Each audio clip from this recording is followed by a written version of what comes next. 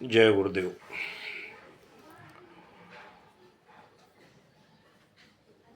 इस गुप्त नवरात्रि जो 30 जनवरी से प्रारंभ हुए हैं, इसमें कई साधकों को मैंने चामुंडा साधना और प्रथम बार महाविद्याओं में प्रवेश करने हेतु आदेशित किया था, क्योंकि उनकी स्पिरिचुअल एजुकेशन जो है वह इस स्तर की हो गई थी कि वो महाविद्या सिद्ध कर सकते हैं। तो उनको सर्वप्रथम तारा दीक्षा प्रदान करके तारा मंत्र प्रदान किया है। तो वे भी साधक इस गुप्त नवरात्रि में तारा साधना संपन्न करने की व्यवस्था संपादित कर रहे हैं। तो चामुंडा साधना और दुर्गा ये तारा साधना में जो व्यवस्थाएं हैं, जो उनके साधना काल के दौरान उनके ऊपर गुजरेंगी व्यवस्थाएं, मैं उनसे अवगत कराना चाहता हूं कि सावधान होकर, सतर्क होकर, अपना बुद्धि विवेक को संतुलित रखते हुए बुद्धि का दुरुपयोग न करें, दुरुपयोग करते हुए उसका उपयोग न करें। इसलिए मैं यह वीडियो बनाने के लिए तत्पर हुआ हूँ कि साधनाएं किसी भी साधक को यूं ही सिद्ध नहीं हो जाती हैं। उसके लिए मन और बुद्धि पर पूर्ण नियंत्रण रखते हुए और सद विवेक यानी अच्छे विवेक का उपयोग करते हुए गुरु चरणों में लीन होते हुए यदि कोई भी साधक अपने आप को इस तरह से साधना के अनुष्ठान में अपने आप को व्यवस्थित करता है, उसका उद्देश्य एक रहता है, शरीरम साधति या पातति।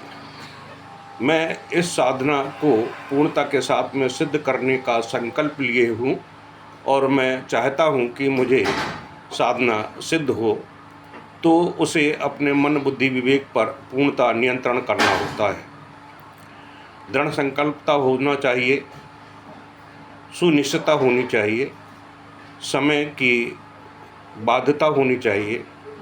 आप जिस समय मंत्र जाप कर रहे हैं, प्रारंभ से किया है, आप उसी पर्टिकुलर टाइम पर ही मंत्र जाप प्रारंभ करें और अपना पूर्ण कार्यक्रम निर्धारित समय पर ही करें, क्योंकि जो हमारा यह शरीर है, शरीर एक आदर्श शक्ति के साथ में, पूर्णता के साथ में संचालित रहता है।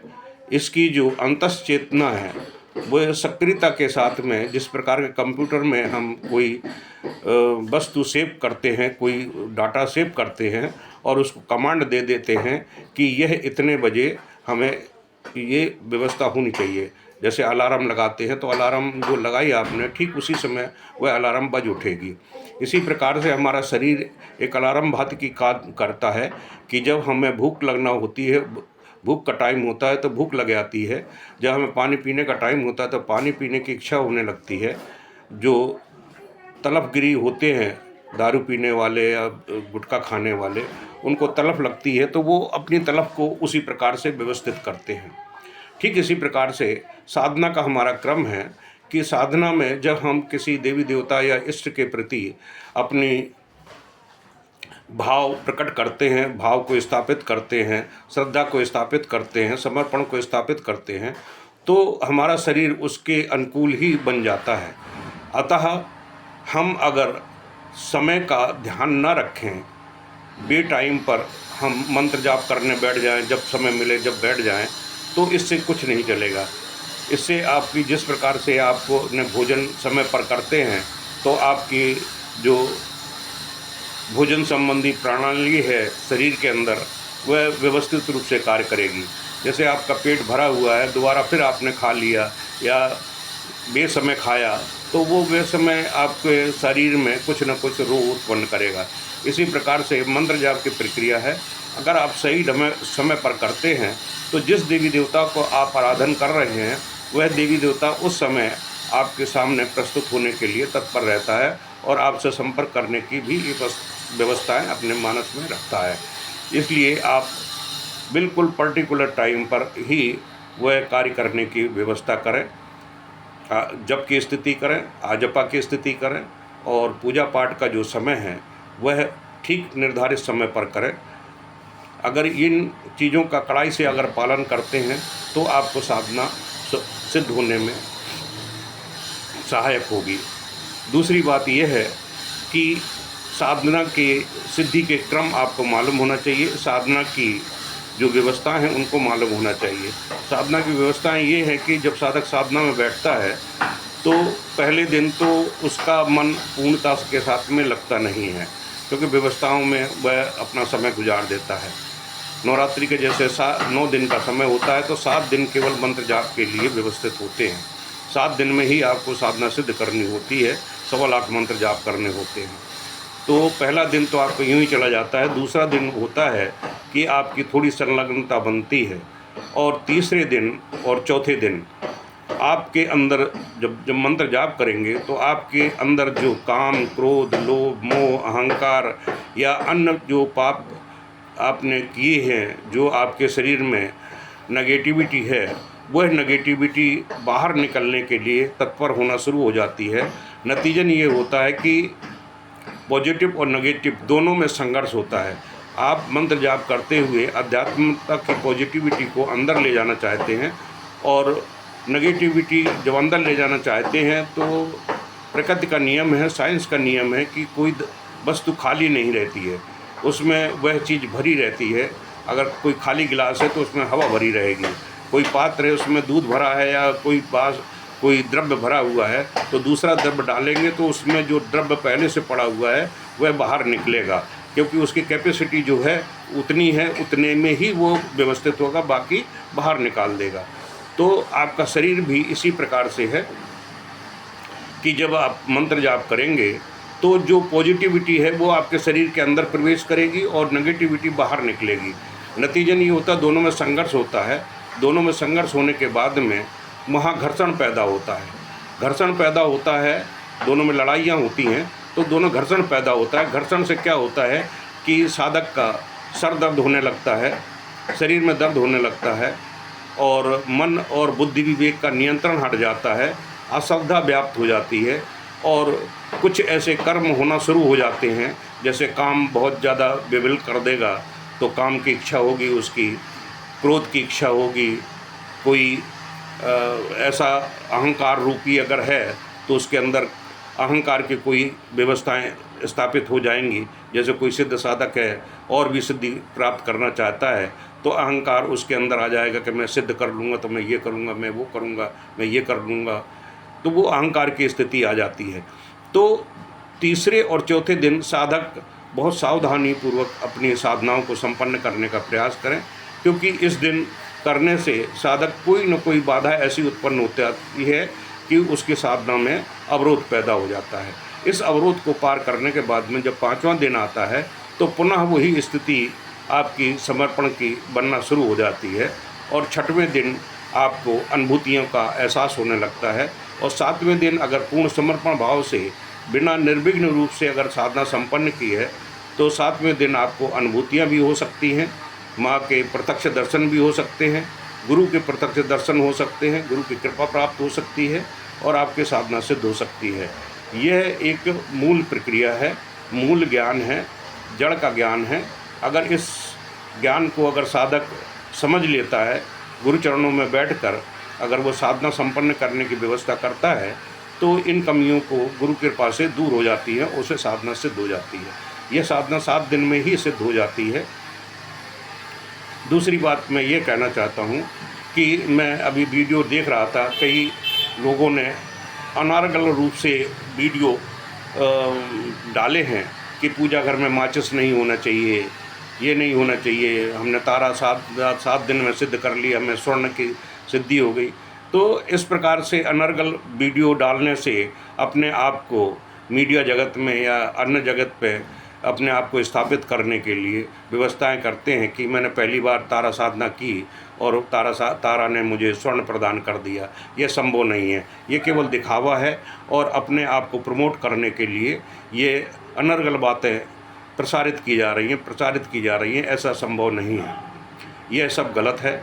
क्योंकि जिस साधक ने बेसिकली एजुकेशन प्राप्त नहीं की है, वह अगर पीएचडी में एडमिशन ले लेता है तो क्या वह पीएचडी संपन्न कर सकता है? संभव नहीं है, सर्टिफिकेट नहीं मिल सकता है उसे।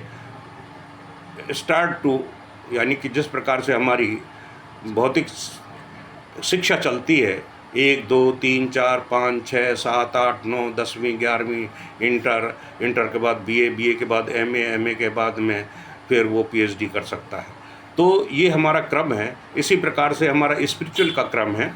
स्पिरिचुअल एजुकेशन में आपको गुरु साधना करनी पड़ेगी, फिर सांभवी दीक्षा लेना पड़ेगी, फिर आपको ब्रह्मत्व दीक्षा लेना पड़ेगी। ब्रह्मत्व दीक्षा के बाद में आपको कुंडलिनी जागरण योग, अष्टांग योग वगैरह सीखना पड़ेंगे।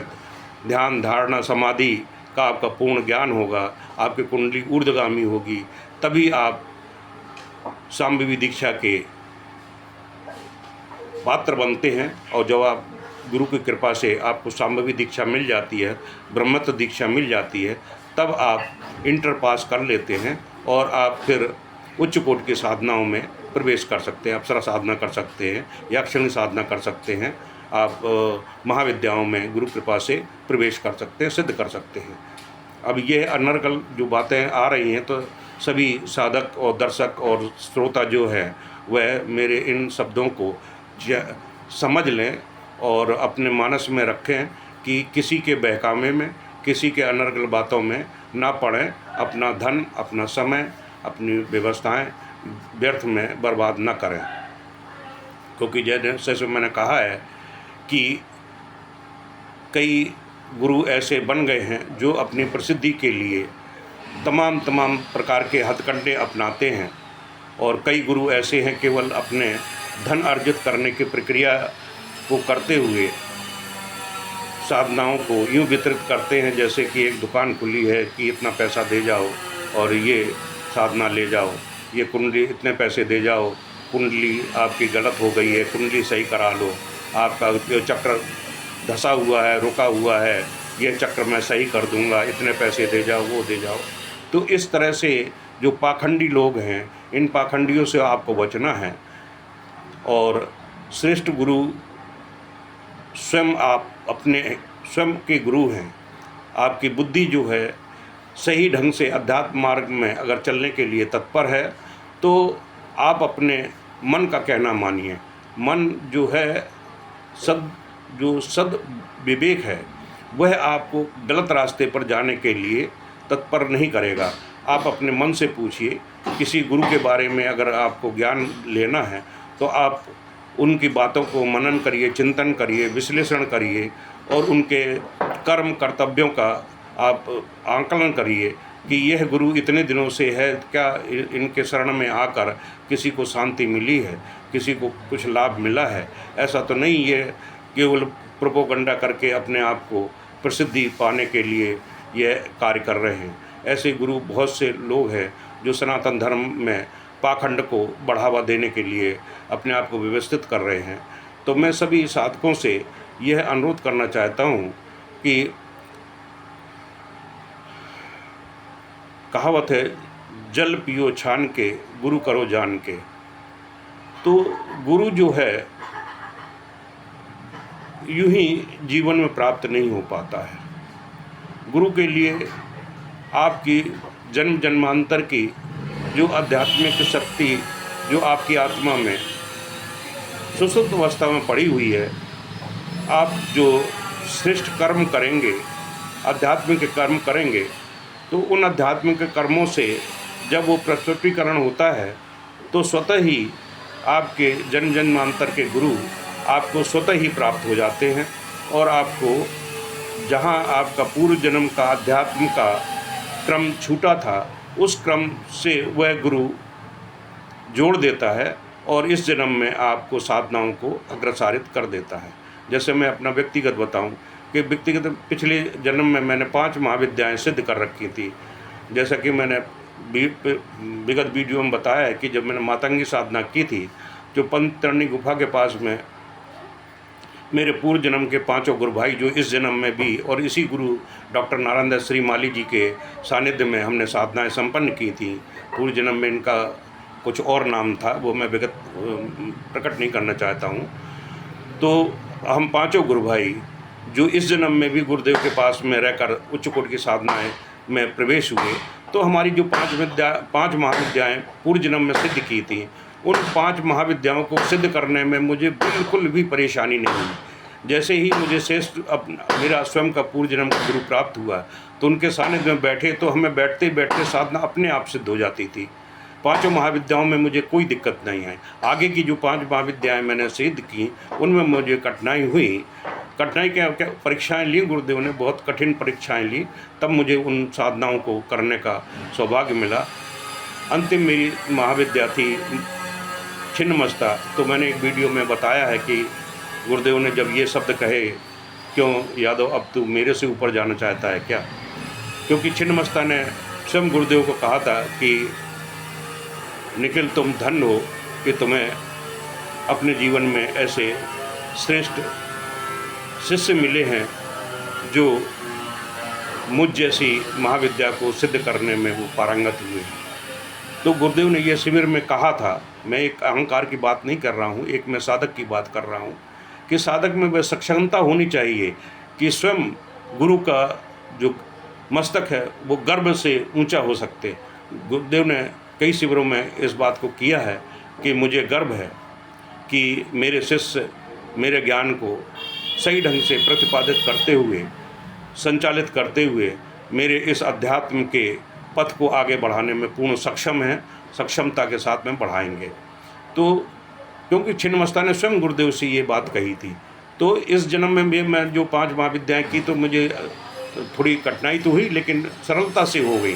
तो मैं यही बात कह रहा था कि जब जन्मांतर के ऐसा सक्षम गुरु मिल जाता है कि आपका पिछला जन्म कब, कहाँ और किस स्तर पर रुका था, कब आपने अपना पूर्ण जीवन जो धारण किया था, छोड़ा था, उस आत्मा ने कहाँ, और इस आत्मा ने जो जीवन यह शरीर धारण किया है, तो उस आत्मा को उससे कनेक्टिविटी चाहिए।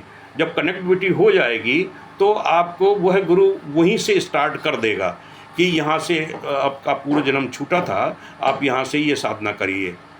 जैसे कि मैं ही हूँ उदाहरण के तौर पर, जब मैं मेरी जो छूटी हुई कहानी वीडियो में देखा होगा कि मैंने इस जन्म में 17 बार काली साधना की थी गुरुदेव की प्राप्ति के बाद में।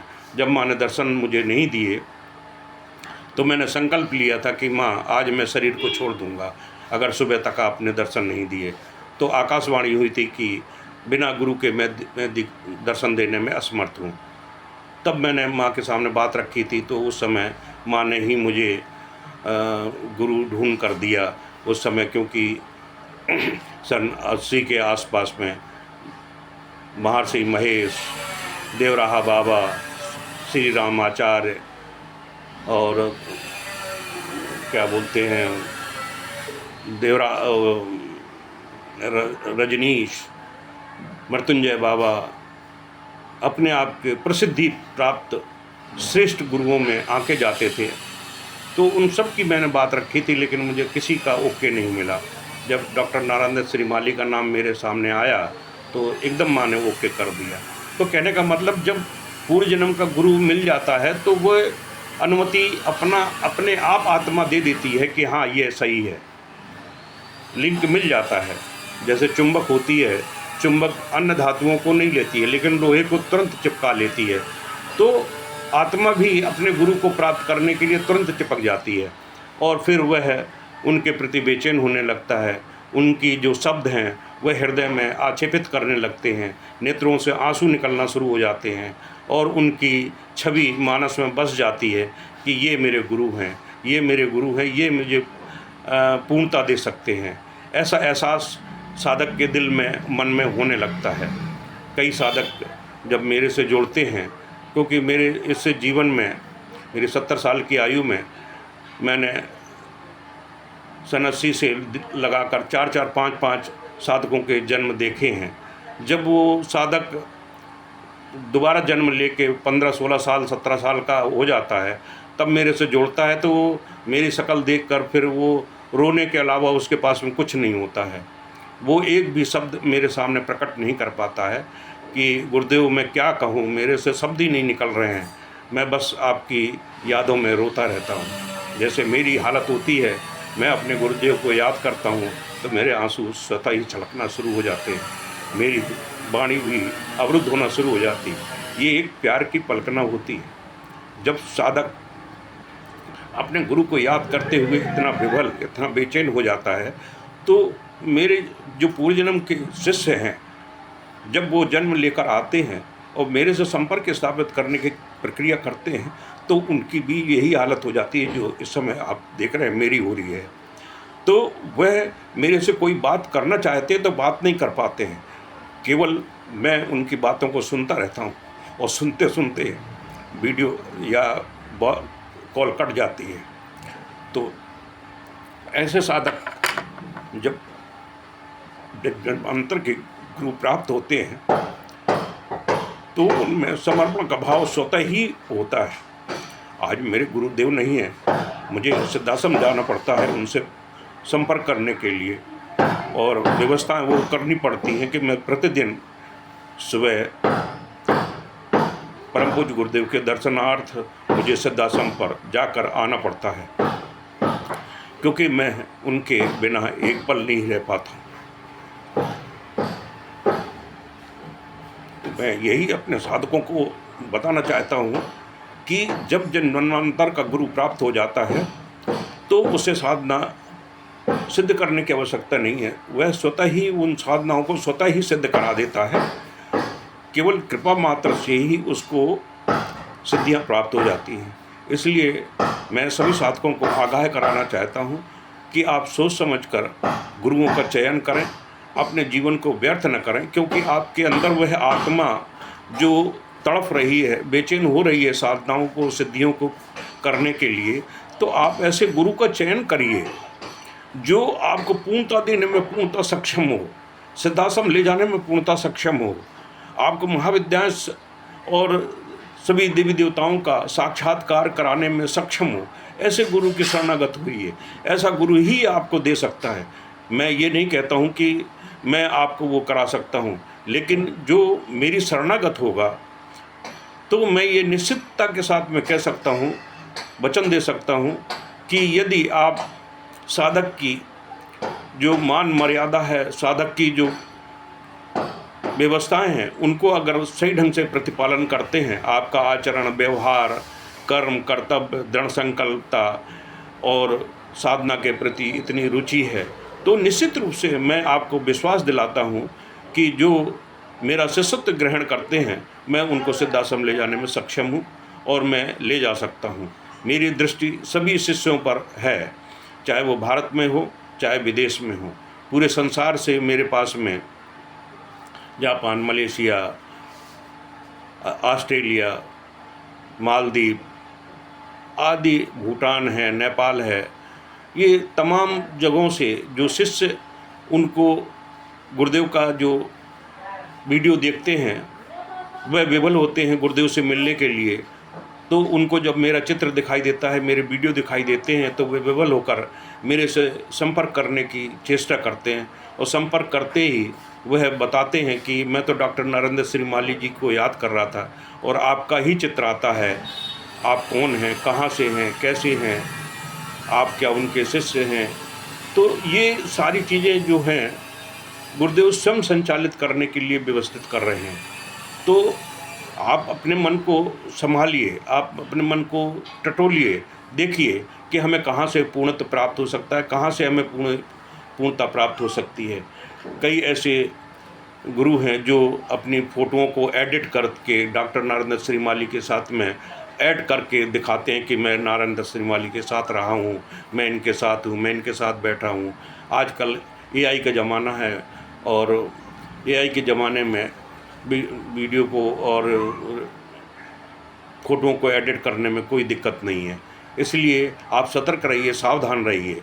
जो गुरु के डॉक्टर नारायण श्री मालिक के चरणों में बैठकर जिन्होंने एक दिन भी साधना नहीं की है और व्यवस्थित नहीं हुए हैं, वे अपने आप को उनका परम शिष्य मानते हैं। परम शिष्य मानते हुए अपने आप को सिद्धस्थ के ऋषि में ले जाते हैं, अपने को ब्रह्म ऋषि बोल रहे हैं, अपने आप को कुछ बोल रहे हैं, कुछ बोल रहे हैं। तो आप सावधान रहिए, सतर्क रहिए। और वो ऐसे प्रोपोगंडा करके दिखाते हैं कि मैंने साधना सिद्ध कर दी, मैंने स्वर्ण प्राप्त करा दिया, ये करा दिया, वो करा दिया। इसलिए आप सावधान रहिए, आप मस्ती के साथ साधना करिए। और जो मेरे साधक शिष्य हैं, मेरी तटस्थ दृष्टि उन सभी साधकों शिष्यों पर है। आप साधना करिए, आपको साधना सिद्ध होगी। मेरा आशीर्वाद है, शुभ आशीर्वाद है। और आप पूर्ण तन्मयता के साथ में इस नवरात्रि का सदुपयोग करें। माँ की कृपा आप सभी साधकों को प्राप्त हो। मेरा शुभ आशीष है, आशीर्वाद। जय गुरु।